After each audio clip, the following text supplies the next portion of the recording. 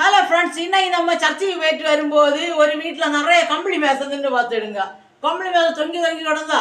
ஏன்னா அதை பார்த்தோன்னு தான் அங்கே உள்ளவங்கள்ட்ட கேட்டேன், ஒரு கம்பளி மேசை தெரிவிங்களா, எனக்கு யூடியூப்பில் வந்து அப்லோட் பண்ணலாம் சொன்னேன்.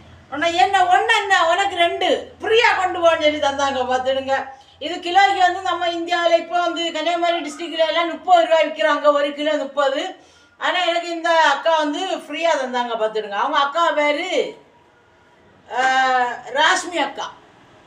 அவங்க சூப்பர், ரொம்ப பாசமாக தந்தாங்க. யூடியூப்பில் போடுறேன்னு தந்தாங்க. இதுக்கு பேர் எங்கள் இடத்துல எல்லாம் கம்பளி மாதம் சொல்லுவோம். உங்கள் இடத்துல என்ன சொல்லுவீங்கன்னு சொல்லிட்டு கமெண்ட் பண்ணுங்க. எத்தனை பேர் இந்த இதெல்லாம் சாப்பிட பிடிக்கும்? கம்பளி மாதம் எத்தனை பேர் பிடிக்கும்? இங்கே பாருங்க, இவன் வந்துட்டாங்க கூட. இவனுக்கு ரெடியாக பிடிக்கும். நான் என்ன சாப்பிட்டாலும் இவனை சேர்த்து சாப்பிடுவான் பார்த்துடுங்க. இவனுக்கு என்ன கொடுத்தாலும் சாப்பிடுவேன்.